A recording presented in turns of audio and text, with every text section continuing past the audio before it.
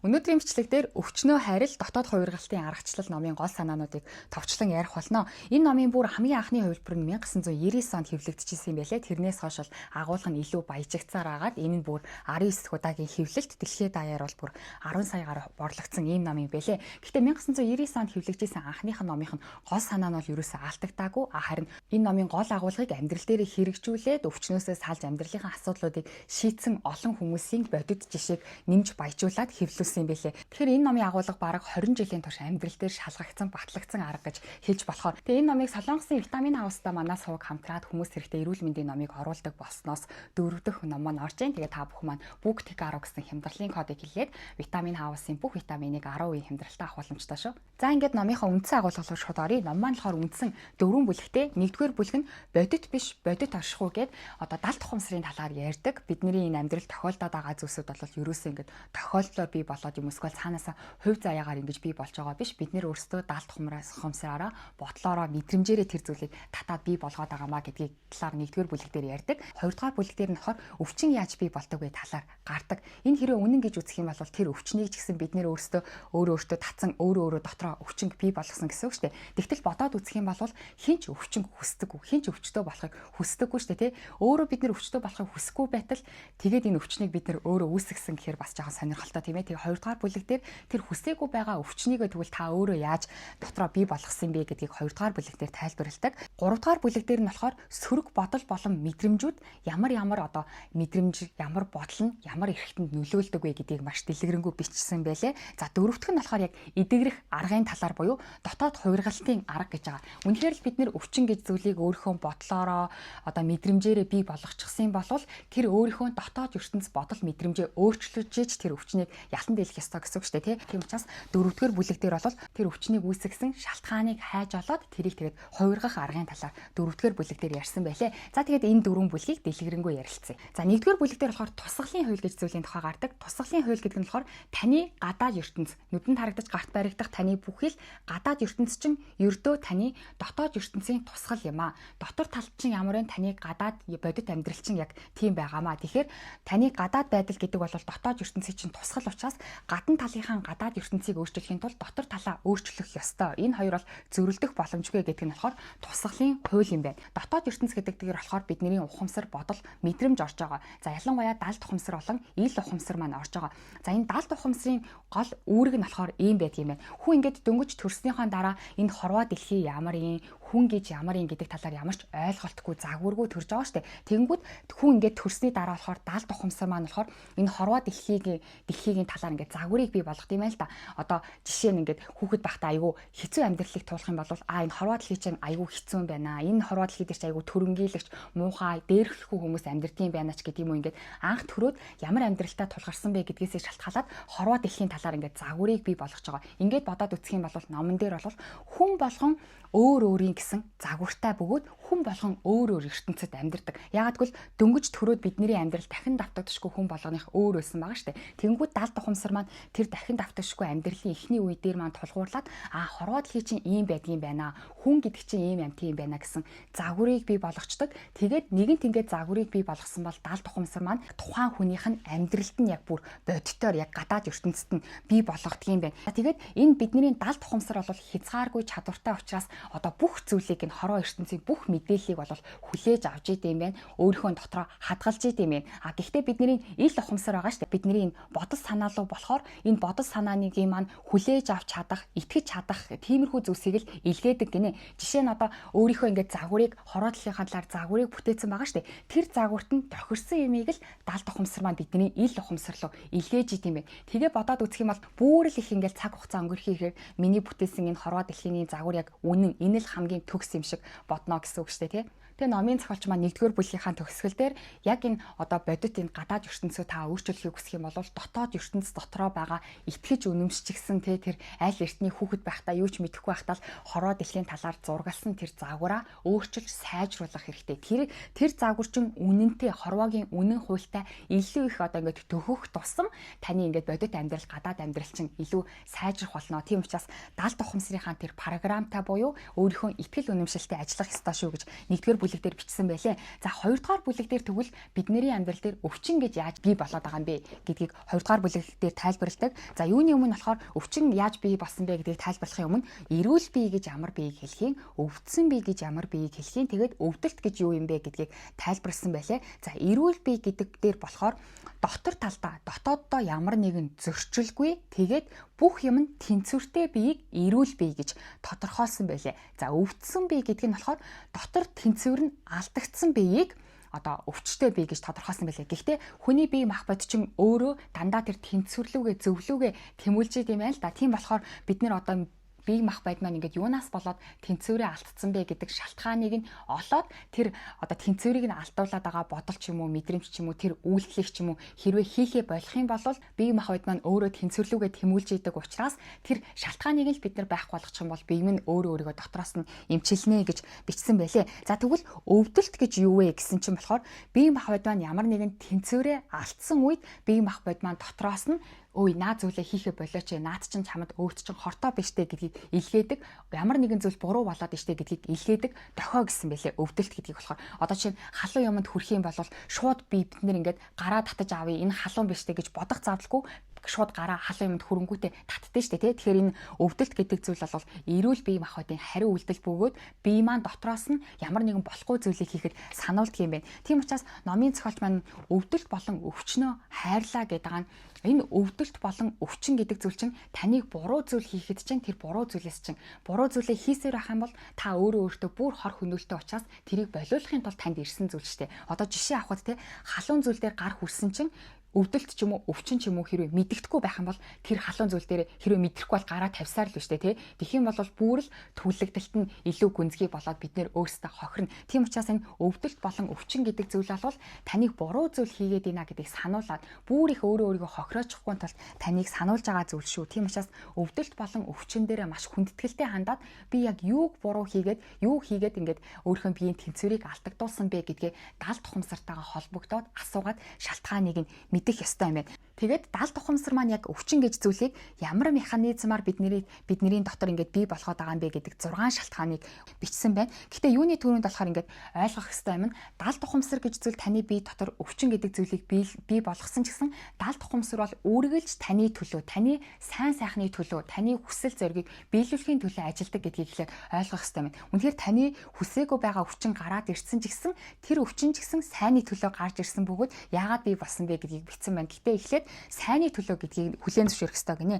За нэгт болохоор даалт ухамсар нь өөрөө хүний даалт хүслийг биелүүлэхийн тулд өвчин гэж зүйлийг бас ашигладаг юм байна. За жишээ нь номон дээр болохоор нэг настай эмэгтэй бодит жишээг бичсэн байлээ. Тэр эмэгтэй болохоор нэлээд настай, нөхөр нь нас орчихсан. Тэгээд нөхөр нь нас орсны дараа тэр эмэгтэй бие нь маш их өвдөж эхэлсэн, ерөөсөө эдгэрхгүй байсан. Тэгээд номын зохиолч дээр бол очсон юм байлээ. Тэгээд нөхөр нь нас орсноос хойш ингээд бие нь өвдсөн ингээд шалтгаанаа ярьсан. Тэгээд номын зохиолч маань тэр эмэгтэй даалт ухамсартай ажиллаад яг юунаас болоод энэ өвчин бий болгосон бэ гэдгийг даалт ухамсартай нь ажиллаад өөрөө нь даалт ухамсараар нь асуулгаад исэн чинь тэр эмэгтэй болохоор дотроо маш их ганцаардаж байсан. Нөхөр нь нас орсон юм чинь тий. Тэгээд ганцаардаад тэр эмэгтэй юу хүссэн бэ гэхээр хүүхдүүд минь над дээр ойр ойрхон ирж байгаасаа, хүүхдүүд минь надад анхаарч байгаасаа гэдгийг хүссэн. Тэгээд даалт ухамсар нь тэр хүслийг нь биелүүлэхийн тулд өвчин гэж зүйлийг ашигласан. Хэрвээ ээж нь өвдчих юм бол хүүхдүүд нь угаасаа гэртээ байнга ирнэ шүү дээ, тий. Тэгэхээр даалт ухамсар нь бол тэр хүслийг нь биелүүлэхийн тулд өвчин гэдэг зүйлийг нь ашигласан байсныг нь олсон юм байлээ. Тэгээд нөгөө эмэгтэй маань би өөр ингээ хайр халамж хүсээд байгаа болохоор миний бие ингээд өвчин гэдэг зүйлийг бий болгоцсон юм байна гэдгийг ойлгосныхан дараа болохоор тэр өвчин нь ингээд алга болсон гэж бичсэн байлээ. Тэгэхээр нэгдүгээрт бол таны даалт хүслийг биелүүлэхийн тулд даалт ухамсар чинь бас ингээд өвчин гэж зүйлийг ашигладаг юм байна. За хоёр дахь нь болохоор өөрийгөө хамгаалахын тулд даалт ухамсар маань бас өвчин гэж зүйлийг бий болгодог гинэ. За жишээ нь энэ дээр болохоор нэг залуугийн талаар бичсэн байлээ. Тэр залуу болохоор ерөөсөө ажилдаа явахыг хүсдэггүй. Гэхдээ ажилдаа явахыг хүсдэггүй ч гэсэн мөнгө олохын тулд ажилдаа явах ёстой шүү дээ, тий. Гэхдээ бүр даалт ухамсарынх нь хүсэл бол дургүй ажилдаа яваад стрессгээс нь өөрийг нь хамгаалахын тулд өвчин гэдэг зүйлийг бий болгочихсон. Тэгээд өвдөх юм бол ажилдаа явж чадахгүй шүү дээ, тий. Тэгээ энэ жишээг нь уншаад ахаар үнэхээр л нэрээ даалт ухамсар маань бидний төлөө ажилтдаг юм байна гэж бол ойлгогдчихжээ. Гэхдээ нөгөө даалт ухамсартай холбоотой ном дээр чинь сөрөг юм хэлж болохгүй, эерэг юм хэл, даалт ухамсар тоглоомоор хэлсэн ч хамаагүй ингээл хүлээж авдаг мавдаг гэдэг чинь. Үнэхээр яг даалт ухамсар бидний төлөө байдаг ч гэсэн бид нар өөрсдөө даалт ухамсарынхаа хэр хүчтэй вэ?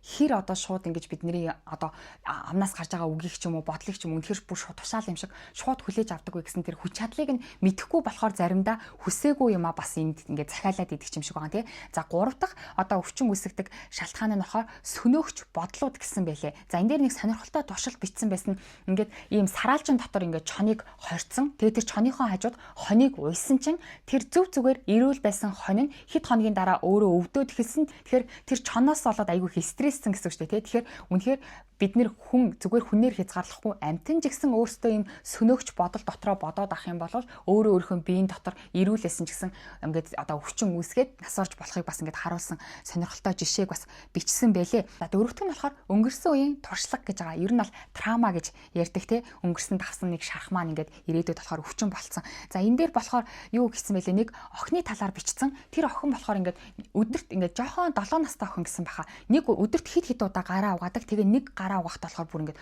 20-30 минут үргэлжлүүлээд гараа угаагаад идэг. Тэгээ гараа угаахаа бүр ингээд болж чаддаггүй тийм охиныг одоо номын зохиолчдоор маань авчирсан юм байлээ. Тэгээд номын зохиолч өөрөө тэр охины даалт ухамсартай нь ажиллаад эхэлсэн чинь охин болохоор охиныг жоохон бахт нь аав ээжээр нь дот шуу авч өгсөн юм байлээ. Тэгсэн чинь охин нь өөрөө гэртээ ганцаар байж хата тэр дотн дээрээ гიშгээд шууга алдсан. Тэгээд ингээд өөрөө санамсаргүйгээр гიშгэж байгаа штэ. Тэгээд нөгөө тонгоогоод нөгөө шууга авсан чинь гар нь нөгөө нэг цус болсон юм байлээ. Төвүүд охин чинь аав ээжээрээ авч өгсөн шууг гიშгээд өөрөө алдсан болохоор айгаад нөгөө шууга гадаа хашаандаа буулчихсан. Тэгээд нөгөө охины чинь нөгөө гар нь цус олчихсан байсан болохоор тэр нь траума болоод үлдсэн. Тэгээд тэрнээсээ болоод байнга ингээ гараа угаагаад идэг баг юм өвчтөй болцсон юм байлээ. Тэгээд номын зохиолч тэрийг ингээд олж илрүүлээд тэгээ охин өөрөө ингээд тэрийг ингээд санамсаргүйгээр асан. Тэгээд ингээд гар нь одоо цэвэрхэн тэгээд аав ээж хоёросоо ч гэсэн ингээд тэрийг нуусан дуучлаараа гэдэг уучлалтаа гуугаад ингээд тэр нь ингээд цэгцрээд явсан юм байлээ. Тэгээд номын зохиолч маань энэ мэтчлэн ингээд бүр ингээд хүүхэд байхад тохиолдсон байсан ийм жижиг ийм шарх янз бүрийн тэр жижиг том шархууд болвол ирээдүйд ингээд өвчин болж гарч ирдэг. Тийм болохоор ийм янз бүрийн гинт ийм сэтгэл зүйн зочрол авсан бол юунаас болоод тэр зочрол авсан. Тэгээд тэр зочрол авахт нь одоо юу болсон бэ гэдгийг хүн өөрөө ингээд айгуу сайн ойлгоод имхэлж зэгцлээ тархиндаа яг тэрийг ингээд дурсамжаа хадгалж авч үлдэхгүй бол ийм гинтийн зочрол болвол ингээд ирээдүйд ийм өвчин болтгоо гэж бичсэн байлээ. За 5 дахь өвчин үүсдэг арга нь болохоор үгээрээ бид нар үгээрээ хэл яриагаараа дамжуулаад бас даалт ухамсартай өвчин гэдэг зүйлийг бий болгох гэсэн дохиог өгч идэг гинэ. Тэр нь болохоор одоо тийм хилцүүд байдаг шүү дээ, тэ. Энэ ажил өстө миний толгойн өвчин байна ч юм уу, тэ. Энэ өстө толгой иргмээр юм а, галзуурмаар юм а, өстө миний шүдний өвчин болж байна ч гэдэг юм. Ингээд бид нэр ямар нэгэн зүйлийг өөрийнхөө биеийнхаа өвчнөд зөвлөж ярьдэн шүү дээ. Тэнгүүд нөгөө даалт ухамсар маань тэр зүйлийг бий болгоод идэм юм. Тийм учраас үг ярианда тэр муу утгатай, сөрөг утгатай янз бүрийн юмыг өвчнөд зөвлөж ярьдгаа бас болох хэрэгтэй гэсэн байлээ. За 6 дахь одоо өвчин үүсгдэг бас нэг арга нь болохоор итгэл үнэмшлийн хүч гэсэн байлээ. Хүн ямарваа нэгэн зүйлийг одоо чинь даалт ухамсар маань бол түрүүний 1-р бүлэгтэр гарсанчлан хүүхэд байхдаа ингээ ямар нэгэн загварыг бий болгочихсон. Энэ ертөнц чинь ийм шүү гэсэн загварыг бий болгоцсон бол даалт ухамсар маань тэр загвараа яг ийм гэдгийг нь үнэн гэдгийг нь итгэчих юм бол тэр загвараа яг бодит амьдралыг бий болгодог гэсэн шүү дээ. Түүнтэй адилхан юм билээ энэ итгэл үнэмшлийн хүч гэдэг нь. Энэ болохоор нөгөө нэг хараад одоо жишээ нь жоохон байхдаа ч юм уу те одоо хүмүүсийг хараад тэр хүмүүс юу гэдэг одоо жоохон алхангуутаал өвдөг ийна гэдэг хүмүүсийн донд амьдарч исэн бол даалт ухамсар нь ер нь бол жоохон алхах юм бол өвдөх ёстой юм бэ шүү. Энэ бол ингээд жоохон алхсны дараа өвдөх нь хэвэн юм бэ шүү гэд даалт ухамсар нь хүлээгээд авчдаг. Тэгэнгүүт тийм хүмүүсийн ихэвчлэн өвдөх магадлалтай болтгоо гэсэн байлээ. За ингээд 2 дугаар бүлэг дээр болохоор өвчин гэж зүйлийг яаж бид нэр даалт ухамсараараа ингээд бий болгоод байгаа юм бэ гэдэг талаар 2 дугаар бүлэг дээр гарсан байна. За 3 дугаар бүлэг дээр болохоор түрүүний хэлсэнчлэн ямар төрлийн бодол, ямар төрлийн мэдрэмжүүд ямар өвчнийг үүсгэдэг вэ гэдэг талаар маш дэлгэрэнгүй бичсэн байлээ. Гэхдээ энийг бүгднийг ярих юм бол бичлэг маань маш урт болох учраас 3 дугаар бүлгийг нь алгасаад шууд 4 дугаар бүлэг рүү оръё. 4 дугаар бүлэг бол дотоод хувиргалтын арга гэж байгаа. Энэ нь болохоор даалт ухамсараар бид нэр өвчнөө бий болгоцсон шүү дээ. Одоо саяны 2 дугаар бүлэг дээр бол одоо тэр настай эмэгтэй бол би хайр халамжийг хүсээд байгаа болохоор миний би өвчнийг бий болгосон юм байна гэх мэтчлэнгээр ингээд өөрөө тэрийг ойлгосныхаа дараа ингээд дотроо цэгцлэнгүүт нөгөө өвчин нь ингээд баг багаар өөрөө шууд идэгрээд өөрийгөө эмчлээд байх болгож байгаа. Үүнтэй адилхан дотоод хувиргалтын арга гэдэг бол таны бие махбодод ямар нэгэн завиур байгаа бол за энэ гэхдээ зөвхөн өвчний талаар биш бусад бүх зүйл дээр бас ашиглаж болно те. Таны амьдралд өвчнөөс гадна өвчин байхгүйсэн гэсэн өөр ямар нэгэн асуудал байгаа бол тэр асуудлыг яагаад даалт ухамсар ухамсар маань ингээд бий болгосон юм бэ? Магадгүй таны таалагдахгүй хүмүүс таны амьдралд байгаа бол тэр хүмүүсийг би юугаараа татчихва гэсэн эхлээд нэгдүгээр шалтгааныг нь олох юм байлээ. Энэ шалтгааныг нь олоход бол яг далд ухамсараасаа өөрөөс нь асуух ёстой юм байна. Далд ухамсар гэж бид нэр далд ухамсар, ил ухамсар гэж яриад байгаа боловч нэг л ингээл бид нэг л хүн штэ тий бүхэл хүн. Бид нэр илүү ойлгомжтой болохын тулд номын зохиолч маань ингээл далд ухамсар, ил ухамсар гэж тусдан тайлбарлаж байгаа болохоос яг л нэг л хүн штэ тий. Тийм учраас та өөрөө өөртөөгөө л харилцаж чинь, өөрөө өөртөөгөө л ажиллаж чинь гэсэн далд ухамсар нь. Тэгэхээр өөрөө яг ил ухамсараасаа санахгүй байгаа болохоор далд ухамсараасаа буюу өөрийнхөө илүү гүнээсээ өөрөөсөө асууж байгаа гэсэн юм байлээ. Тэгээд асуух юм байна. Асуухтаа болохоор эхлээд ингээд далд ухамсартайгаа яг ингээд харилцаж үзээгүй байх юм бол эхлээд ингээд гоё юм тухтай байж байгаад одоо дотгошоогоо өөрөө дотроос асуух юм байна.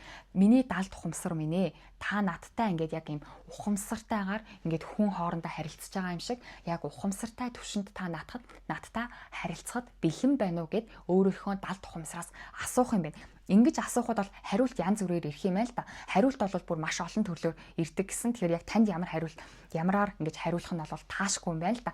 Жишээ нь зарим хүмүүсийн нүдэнд нь бол ингэж дүрсээр харагддаг, заримд нь чимээ сонсогддог, заримийнх нь гар хөлн иржгэндэг, заримийнх нь бие нь халууд өвдөг ч юм уу, заримийнх нь мөрөн захтандаг ч юм уу те. Ямар нэгэн байдлаар тэгж хариу ирэх юм байна. Тийм учраас та далд ухамсараас асуух юм аа л да. Та ингэж надтай яг харилцахад бэлэн байна уу гэд асуугаад өөрөө бие чагнаад ажиглах юм байна. Бие ажиглангууд танд ямар нэгэн тохио ирэх юм байна. За одоо ингэж гар захтанлаа ч юм уу, гар халууд өглөө гэж бодъё л да тохио ирлээ гэсэн. Тэнгүүд тэр тохио нь гэхдээ тантай харилцахад бэлэн байна гэсэн үг юм уу, харилцмааргүй байна гэсэн үг юм мэдэхгүй шүү дээ. Тийм болохоор дахиад асуугаараа гэсэн бэлээ. Асуухтаа болохоор одоо миний гар халууд өгч байна гинхүүд далд ухамсар минь юуны тулд та надад ингэж хариулсанд баярлаа. Тэгэхээр яг ингэ өөр юмтай харьцаж байгаа юм шиг хэрнээ та өөртөөгөө харьцаж байгаа учраас өөрийнхөө бүрийн язгуур мөн чанартайгаа л гоё хүндэтгэлтэй харьцаж байгаа гэсэн үг юм л да. Тэгэхээр өөрөө өөрийгөө хүндэтгэлтэй далд ухамсартаа надад хариулсанд баярлаа. Тэгээд одоо энэ миний гар ингээ халууд өгч байна. Энэ нь ингээд хэрвээ та надтай харилцахад бэлэн байгаа болвол миний гар бүр илүү халууд өгөөгээ. Хэрвээ та надтай харилцахад бэлэн биш байгаа бол миний гар харин ингээ халууд өгөхээ болгоо, захтанхаа болгоо ч юм уу те. Шинж тэмдэг нь югаарч ирсэн байж олон тэрийг хэрвээ зөвшөөржүүл энэ шинж тэмдгийн бүр хүчтэй илрэг, зөвшөөрөх байгаа бол энэ шинж тэмдэг нь харин бүдэгрээгээ гээгээд гисэн бэлээ. Тэгэд бас ингээ зарим шалтгаанаар болоод далд ухамсар нь үнэхээр тантай харилцахад бэлэн биш байх тохиолдол гардаг гэсэн бэлээ. Тэрэн дээр болохоор та өөрөө зүрх сэтгэлдээ одоо ингээ тавгүй байгаа ч юм уу, айгүй стрессдсэн ч юм уу, бэлэн биш ч юм уу, эсвэл далд ухамсар чи яг тантай өөртөө харилцснаа, хариулнаа гэдэг итгэхгүй байгаа, эргэлзээтэй байгаа тохиолдолд далд ухамсар танд хариулахгүй, хариулсан ч гэсэн ингээд одоо хэрвээ та надтай цаашдаа харьцахыг хүсэж байвал ингээ халууд өгөөрэй гэсэн чи одоохондоо юм хүсэхгүй байна гэсэн хариулт ирж магадгүй юм байна. Тийм болохоор эхний ээлжин ингээд далд ухамсартайгаа та ингээд харилцаад ингээд одоо та хоёр юм харилцдаг юм тэмдэгтэй шилжих юм байна. За үүнийхээ дараа болохоор хоёрдугаарт нь болохоор яг юунаас болоод энэ өвчин, энэ асуудал үүссэн бэ гэдэг шалтгааныг асуух хэрэгтэй шүү дээ тий. Тэгээд далд ухамсар минь та надад яг юуг ойлгуулахын тулд энэ хүнийг над руу явуулваа ч юм уу тий. Юуг ойлгуулахын тулд энэ өвчин гэдэг зүйлийг надад бий болгосон юм бэ? Тэр шалтгааныг надад хэлж өгөөч ээ. Би энийг ингээд засмаар байна гэд асуух юм байна. Тэгэнгүүт гинт хин нэгэнтэй муудалцчихсэн ч юм уу те, эсвэл таны нэг шийдвэрлээгүй асуудал чи ингээ таны толгоон дотор орж ирэх ч юм уу. Тэгэхээр яг тэрийг ингээл байрж аваад тэгэл тэр асуудлаа шийдвэрлэх хэрэгтэй юм л да. Тэгэнгүүт 3 дугаар шат нь болохоор ерөнхийдөө л ингээд бидний одоо байгаа өвчин ч юм уу ямар нэгэн асуудал бол өнгөрсөнд байгаа ямар нэгэн асуудалтай ингээ холбоотой байна гэсэн үг шүү дээ. Тэнгүүд 3 дугаар шатн дээр нь болохоор тэр тухайн асуудлаа ингээ цэгцлэх юм байна. Цэгцлэхдээ одоо хин нэг үнтэй маргалцчихсан байгаа бол та уучлалт гуйх ёстой юм байна. Одоо бус хин нэг үнийг үзий ядж байгаа бол тэрийг өөрчлөөд хайрлах ёстой юм байна. Гих мэтчлэнгээр ингээд өөрчлөх юм байна. Тэнгүүд бид нэр өнгөрснийг болохоор өөрчлөх боломжгүй шүү дээ тий. Өнгөрчихсэн хин нэг үнтэй маргалцсанаас болоод та үзэн ятцсан тийм зүйл байлаа гэхэд тэрийгээ та өөрчлөх боломжгүй тийм ээ. Өнгөрсөн очиод өнгөрснийг өөрчлөх боломжгүй. Тэнгүүд энэ дотоод хувиргалтын арга гэдэг нь болохоор тэр зүйлээс та яг юуг сурсан бэ? Тэр зүйл танд яг ямар сайныг дамжуулахын тулд тийм магадгүй гинт ажилласаа халагдсандаа дарагтаа амар уурлал өш санцсан байсан чинь илүү гоё ажил гарч ирэхийн тулд ажилласаа халагдсан байх ч юм уу тий.